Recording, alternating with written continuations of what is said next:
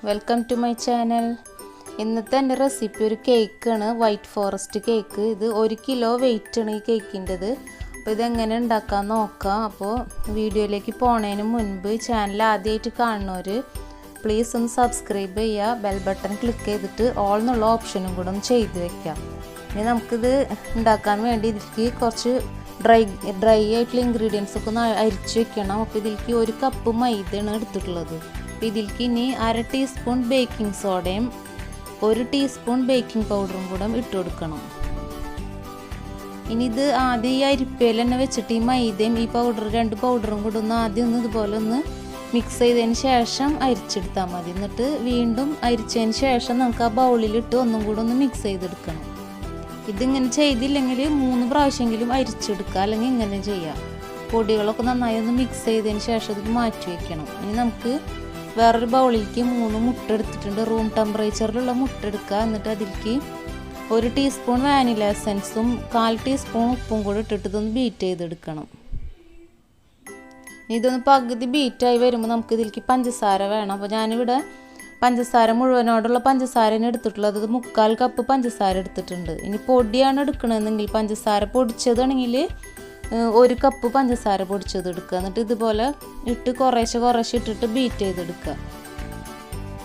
ഇതുപോലെ നന്നായി ക്രീമായിട്ട് വരുന്ന വരെ ബീറ്റ് ചെയ്തതിന് ശേഷം നമുക്ക് ഇതിലേക്ക് ഒരു 1/3 കപ്പ് സൺഫ്ലവർ ഓയിൽ ഒഴിച്ചു കൊടുത്തിട്ട് അതും കൂടെ ബീറ്റ് ചെയ്തെടുക്കണം. ഒരുമിച്ച് ഒഴിക്കരുത്, കുറേശ്ശെ ഒഴിച്ചിട്ട് ബീറ്റ് ചെയ്തെടുക്കുക. ഇനി ഇതിലേക്ക് കുറച്ച് പാല് വേണം. 1/4 കപ്പ് പാല്, അത് ചെറിയ ചൂടുള്ള 1/4 കപ്പ് പാലും കൂടെ ഒഴിച്ചിട്ട് ഒന്നും കൂടെ ബീറ്റ് ചെയ്തെടുക്കുക. അധികം ബീറ്റ് ചെയ്യരുത്, വെറുതെ ഒന്ന് മിക്സ് ആയാൽ മതി. ഇനി നമുക്ക് ബീറ്റർ വേണ്ട, ഇനി നമുക്ക് കൈ കൊണ്ട് തന്നെ മിക്സ് ചെയ്തെടുത്താൽ മതി. ഇനി മൈദ മിക്സ് കുറേശ്ശെ ഇട്ടിട്ട് ഇതുപോലെ മിക്സ് ചെയ്തെടുക്കുക. ഒന്നിച്ചിട്ട് മിക്സ് ചെയ്താൽ അടിയിൽ മുഴുവൻ കട്ടയിട്ട് കിടക്കും. അതുകൊണ്ട് കുറേശ്ശെ ഇട്ടിട്ട് ഇതുപോലെ മിക്സ് ചെയ്തെടുത്താൽ മതി. ഇനി നമുക്കൊരു പാൻ വേണം, കേക്ക് ടിന്ന് വേണം. അപ്പോൾ അതിലേക്ക് ഞാൻ 8 ഇഞ്ചിൻ്റെ പാനാണ് എടുത്തിട്ടുള്ളത്. അപ്പോൾ അത് ഇതുപോലെ ഗ്രീസ് ചെയ്തതിന് ശേഷം ബട്ടർ പേപ്പറൊക്കെ ഒട്ടിച്ച് വെച്ചിട്ടുള്ളതാണ്. അപ്പോൾ ആ മിക്സ് ഇതിലേക്ക് ഒഴിച്ചു കൊടുക്കുക. ഇതോടൊപ്പം തന്നെ നമ്മൾ ഇത് ഗ്യാസ് സ്റ്റൗവിൻ്റെ മേലെയാണ് ചെയ്യുന്നത്. അപ്പോൾ ഒരു പാന് ചൂടാക്കാൻ വെക്കണം. ഒരു 5 മിനിറ്റെങ്കിലും ചൂടാക്കാൻ വേണ്ടി വെക്കാം.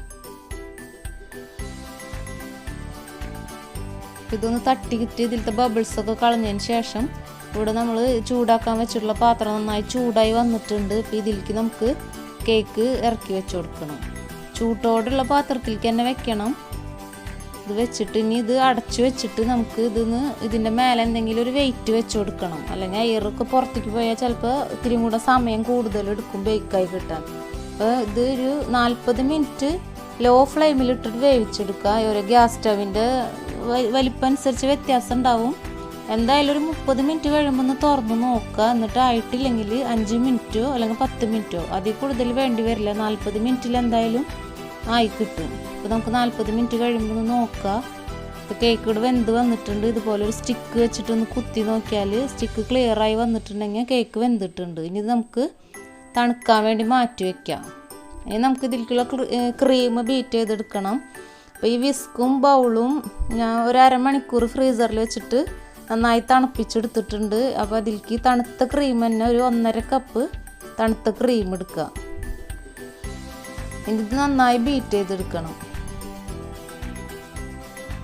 ഇത് നന്നായി ഇതുപോലെ നല്ല ക്രീം പരുവായിട്ട് വരുന്നവരെ ബീറ്റ് ചെയ്തെടുക്കുക. നമ്മൾ ഈ പാത്രം എടുത്ത് കമഴ്ത്തിയാൽ താഴത്തേക്ക് വീണ് പോവാത്തൊരു നിലയ്ക്ക് വരെ ബീറ്റ് ചെയ്തെടുത്തതിന് ശേഷം ഇത് എന്തെങ്കിലും കൊണ്ടൊന്ന് കവർ ചെയ്തിട്ട് അല്ലെങ്കിൽ അടച്ചു വെച്ചിട്ടോ ഫ്രിഡ്ജിൽ വെച്ചിട്ടോ 1 മണിക്കൂറെങ്കിലും സെറ്റ് ചെയ്തെടുക്കുക. ഇനി ഒരു ഷുഗർ സിറപ്പ് ഉണ്ടാക്കണം. 1 കപ്പ് വെള്ളത്തിൽ 1/4 കപ്പ് പഞ്ചസാര ഇട്ടിട്ട് തിളപ്പിച്ചിട്ട് ചൂടാറിയതിന് ശേഷം ഫ്രിഡ്ജിൽ വെച്ചൊന്ന് തണുപ്പിച്ചെടുക്കുക. ഇനി നമുക്ക് കേക്ക് ഒന്ന് ലെയർ ചെയ്തെടുക്കണം. അപ്പോൾ അതിന് വേണ്ടി ഇതുപോലെ വെച്ചിട്ട് നമുക്ക് ഈ കേക്ക് ഞാൻ 3 ലെയറായിട്ടാണ് കട്ട് ചെയ്തെടുക്കുന്നത്. അത് 2 ലെയറായാലും ചെയ്യാം, 3 ലെയറായാലും ചെയ്യാം. അപ്പോൾ ഇതുപോലെ നല്ല നീളത്തിലുള്ള കത്തി എടുത്തിട്ട് മൂർച്ചയുള്ള നല്ല കത്തി കൊണ്ട് ഇതുപോലെ നമ്മൾ തിരിച്ച് കട്ട് ചെയ്താൽ നമുക്ക് വേഗം തന്നെ ഇതുപോലെ ലെയർ ചെയ്തെടുക്കാൻ പറ്റും. ഇപ്പോൾ മേലത്തെ ലെയർ ആദ്യം നമുക്ക് മാറ്റാം. ഈ ലെയറാണ് നമ്മൾ സെറ്റ് ചെയ്യുമ്പോൾ താഴത്തേക്ക് വെക്കേണ്ടത്. ഇപ്പോൾ രണ്ടാമത്തെ ലെയറും കട്ട് ചെയ്തിട്ടുണ്ട്, 3 ലെയറും ആയിട്ടുണ്ട്. ഇനി നമുക്ക് ഇത് സെറ്റ് ചെയ്യാം.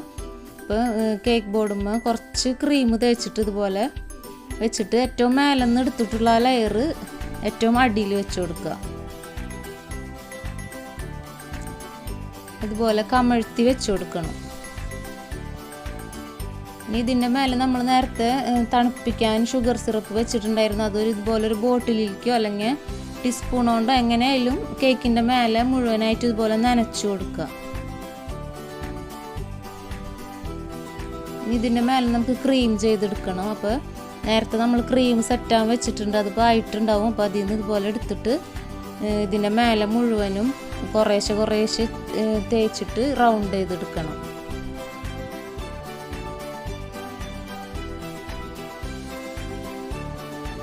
ഇതുപോലെ സൈഡിലേക്ക് എല്ലായിടത്തേക്കും ആവുന്ന പോലത്തെ ഇതുപോലെ ഒന്ന് നമുക്ക് റൗണ്ട് ചെയ്തെടുക്കാം.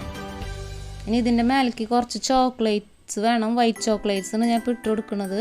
അപ്പോൾ ഇത് ചെറുതാക്കി ഇതുപോലെ മുറിച്ച് വെച്ചിട്ടുള്ള വൈറ്റ് ചോക്ലേറ്റ്സ് എടുത്തിട്ട് അതിൽ നിന്ന് കുറച്ച് ഇതിൻ്റെ മേലെ എല്ലായിടത്തേക്കും ആവണ പോലെ ഒന്ന് കുറേശ്ശെ ഒന്ന് ഇട്ട് കൊടുക്കണം.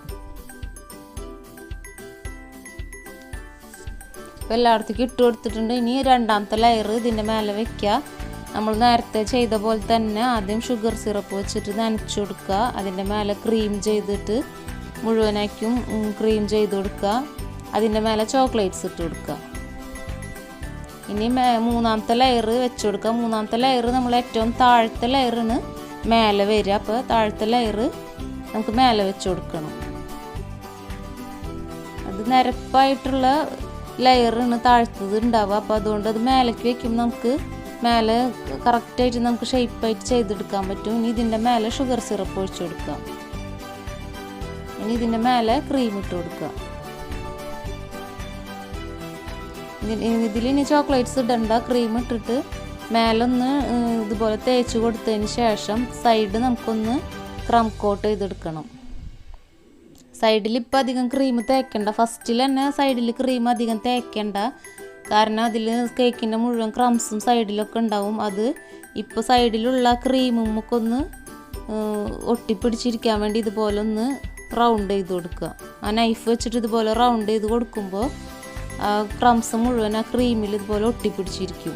അപ്പോൾ ഇനി വീണ്ടും നമ്മൾ ക്രീം ചെയ്യുമ്പോൾ ഈ ക്രംസ് ഒന്ന് ആ ക്രീമിലാവാണ്ട് കിട്ടും. ഇനി നമുക്കൊരു അരമണിക്കൂർ ഇതൊന്ന് തണുപ്പിച്ചെടുക്കണം.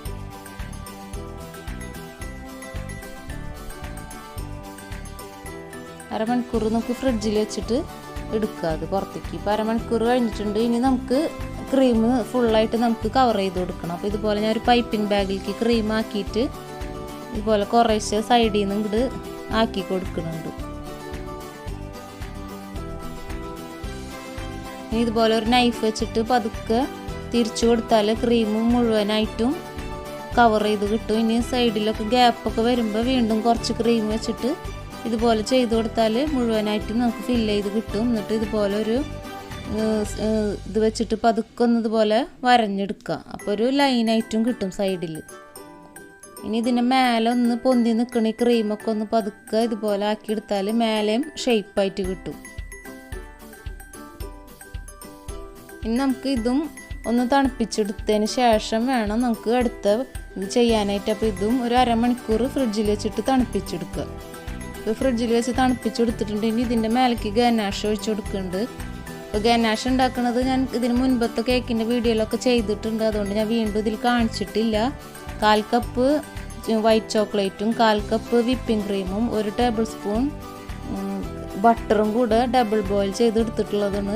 ഇതിൻ്റെ മേലെ ഈ തണുത്ത കേക്കിൻ്റെ മേലെ ചെറിയ ചൂടുള്ള ഗനാഷ് ഒഴിച്ചു കൊടുക്കുക.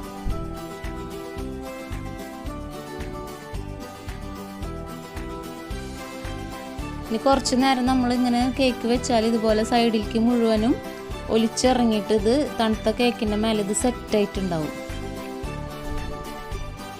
ഇനി ഇതിൻ്റെ സൈഡിലൊക്കെ കുറച്ച് ചോക്ലേറ്റ്സ് ഒട്ടിച്ചു കൊടുക്കണം. അപ്പോൾ ഇത് പീൽ ചെയ്തിട്ടുള്ള ചോക്ലേറ്റ് ഉണ്ട്. ഇതിൽ നിന്ന് കുറച്ചൊന്ന് പൊടിച്ചെടുക്കാൻ വെച്ചാൽ ചെറിയ പീസാക്കി എടുത്തിട്ട് ഇതിൻ്റെ സൈഡിൽ ഇതുപോലെ നമുക്ക് ഒട്ടിച്ചു കൊടുക്കണം.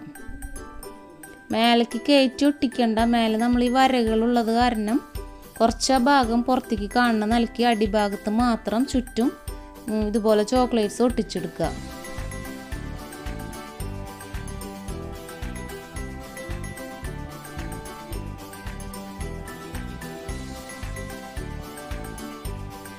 അപ്പോൾ ഇതുപോലെ അടിഭാഗം മാത്രം ചോക്ലേറ്റ്സ് വെച്ച് കൊടുത്തിട്ടുണ്ട്. ഇനി നമുക്കിതിൻ്റെ മേലെ ഒന്ന് ഡിസൈൻ ചെയ്തെടുക്കുക.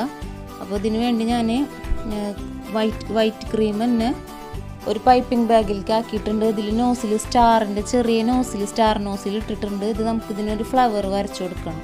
റോസ് ഫ്ലവർ വേണ്ട, ഇത്തിരി ഹൈറ്റിലുള്ള ഫ്ലവർ വരച്ചു കൊടുക്കുക. അപ്പോൾ ഇതിൻ്റെ മേലെ നമുക്ക് ചെറി വെക്കേണ്ടതാണ്. അപ്പോൾ അതുകൊണ്ട് റോസ് ഫ്ലവർ ആകുമ്പോൾ ചെറി വെക്കുമ്പോൾ ഒന്നും കൂടിയും ഇങ്ങനെ ഫ്ലാറ്റായിട്ട് പോകും. അപ്പോൾ അതുകൊണ്ട് ഇത്തിരി ഹൈറ്റിലുള്ള ഫ്ലവർ ഇതുപോലെ ചുറ്റും ഗ്യാപ്പ് ഇട്ടിട്ടോ അല്ലെങ്കിൽ എങ്ങനെയെങ്കിലും ചെയ്ത് കൊടുക്കുക. ഓരോരുത്തരുടെ ഇഷ്ടം അനുസരിച്ച് ചെയ്ത് കൊടുക്കുക.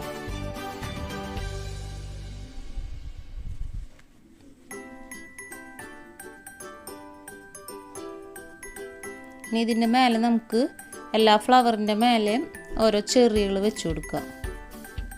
ഇനി ഇതിന് നമ്മൾ നേരത്തെ വൈറ്റ് ചോക്ലേറ്റ്സ് പീൽ ചെയ്തപ്പോൾ അതിൽ ഇത്തിരി വലിയ പീസുകളൊക്കെ ഉണ്ടായിരുന്നു. അപ്പോൾ അതൊന്ന് ഫ്രീസറിൽ വെച്ചൊന്ന് സെറ്റാക്കി എടുത്താൽ നമുക്കിതിൻ്റെ മേലൊക്കെ ഒന്ന് ഇതുപോലെ വെച്ച് കൊടുക്കാം.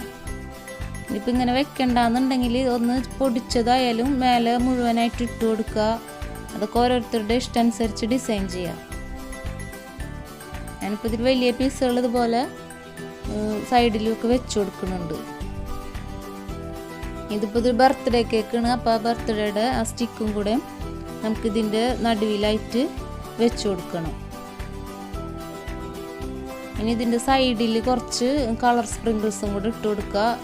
അതും കൂടെ ഇപ്പോൾ ചെയ്ത് കഴിഞ്ഞാൽ നമ്മൾ കേക്കിൻ്റെ എല്ലാ ഡിസൈനിങ്ങും കഴിഞ്ഞു. ഇനി ഇതൊരു 4 മണിക്കൂറെങ്കിലും ഫ്രിഡ്ജിലൊന്ന് സെറ്റാവാൻ വേണ്ടി വയ്ക്കും. ഇതേ ബേസിലുള്ള ഒരു വൈറ്റ് ഫോറസ്റ്റ് കേക്ക് തന്നെയാണ് ഇതും. ഇതിൻ്റെ ഡിസൈനിങ് മാത്രം വ്യത്യാസമുള്ളൂ. അപ്പോൾ ഇത് ഡിസൈനിങ് ഞാൻ കാണിച്ചിട്ടില്ല. അപ്പോൾ ബേസ് രണ്ടിൻ്റെ ഒന്ന് തന്നെയാണ്. അപ്പോൾ ഈ കേക്കുകൾ ഇഷ്ടമായെങ്കിൽ എല്ലാവരും ഒന്ന് ലൈക്ക് ചെയ്യാനും ഷെയർ ചെയ്യാനും കമൻറ്റ് ചെയ്യാനൊന്നും മറക്കരുത് കേട്ടോ. Thank you.